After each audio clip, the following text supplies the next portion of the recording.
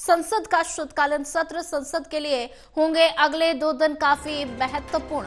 आज लोकसभा में संविधान पर चर्चा होगी और ऐसे में लोकसभा में 13 से 14 दिसंबर को संविधान पर होगी चर्चा। लोकसभा में दोपहर 12 बजे से संविधान पर चर्चा शुरू होगी। चर्चा की शुरुआत करेंगे रक्षा मंत्री राजनाथ सिंह। कांग्रेस की ओर से प्रियंका गांधी होंगी पहली वक्ता। प्रियंका गांधी का संसद में होगा पहला भाषण।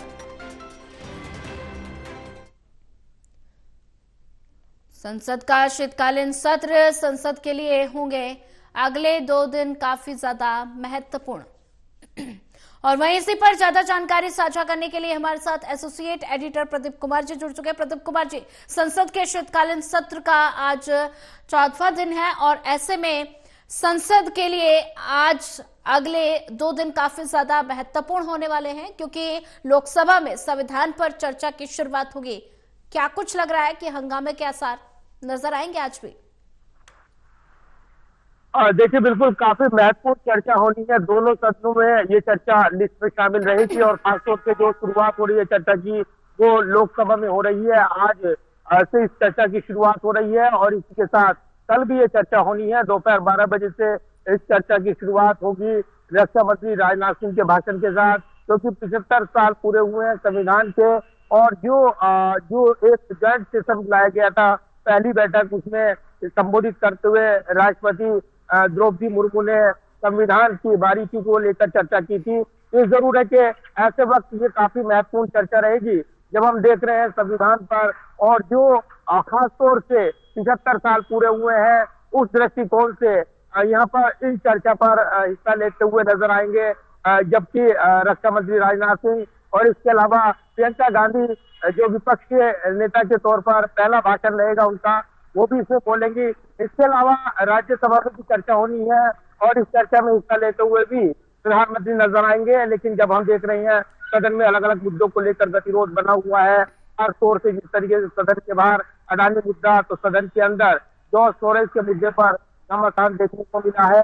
इसमें जरूर है कि सत्ता पक्ष की ओर से बड़े आरोप लगाए गए, लेकिन इस बड़े मुद्दे नहीं है और इसमें देखना होगा कि कहीं न कहीं क्या रणनीति रहती है सत्ता पक्ष की और विपक्ष क्या रणनीति अपनाता है। लेकिन ये एक महत्वपूर्ण चर्चा होनी है और इस चर्चा में हिस्सा लेते हुए आज सत्ता पक्ष के सांसद, इसके अलावा विपक्ष के सांसद एक दूसरे पर हमलावर नजर आने वाले हैं। तो चर्चा में हिस्सा लेते हुए प्रधानमंत्री भी दिखेंगे आज, हालांकि उनका उत्तर प्रदेश का दौरा है, लेकिन जो वो जवाब देंगे तो वो संविधान पर चर्चा के साथ साथ अन्य मुद्दों को लेकर विपक्ष पर जोरदार हमला बोल सकते हैं। ऐसे में इस चर्चा पर तमाम नजरें रहने वाली हैं। जी प्रदीप कुमार जी, अगर बात की जाए तो संविधान पर आज लोकसभा में चर्चा होगी और लगातार कई दिनों से गतिरोध के आसार नजर आ ही रहे हैं। लगातार गतिरोध बरकरार है, राज्यसभा की बात कर ली जाए या लोकसभा की, तो आज ऐसे में लोकसभा में संविधान पर चर्चा होगी। अगर कांग्रेस की बात की जाए तो कांग्रेस की तरफ से प्रियंका गांधी पहली वक्ता होंगी और प्रियंका गांधी का संसद में ये पहला भाषण होगा। देखिए, बिल्कुल, और ये पहला भाषण लिहाजा इस पर तमाम नजरें रहने वाली है, क्योंकि विपक्ष के नेता के तौर पर वायनाड से उपचुनाव जीतकर पहुंची हैं प्रियंका गांधी। ऐसे में उनके भाषण पर नजरें रहने वाली हैं। इसके अलावा अन्य विपक्ष के नेता भी इस चर्चा में हिस्सा लेने वाले हैं। कांग्रेस की ओर से जो 5 से 6 सांसद इस चर्चा में हिस्सा लेंगे जानकारी मिल रही है, लेकिन ज्यादातर समय जो है वो प्रियंका गांधी, राहुल गांधी को बोलने का मिलेगा। ऐसे में अन्य सांसदों के पास सीमित समय रहेगा। दूसरी तरफ विपक्ष के कई सांसद इसमें अपनी बात रखेंगे। इसके अलावा टीएमसी से कल्याण बनर्जी का नाम चर्चा में शामिल है, महुआ मोइत्रा वो चर्चा में हिस्सा लेंगी। लोक जनशक्ति पार्टी से संभावी चौधरी वो चर्चा में हिस्सा ले सकती हैं। डीएमके के टीआर बालू और ए राजा इस डिबेट में शामिल होंगे, जो जानकारी मिल रही है।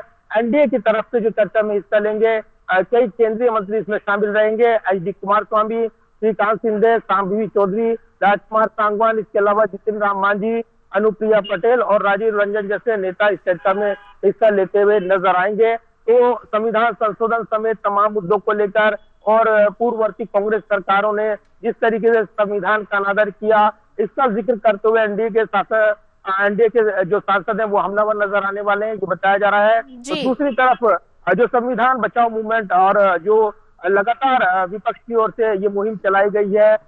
बोलने नहीं दिया जाता है, सदन में बात रखने का मौका नहीं मिलता है। इसके बहाने वो अपने सियासी हमले बोलेंगे तो निश्चित तौर पर एक बड़ी चर्चा देखने को मिल सकती है।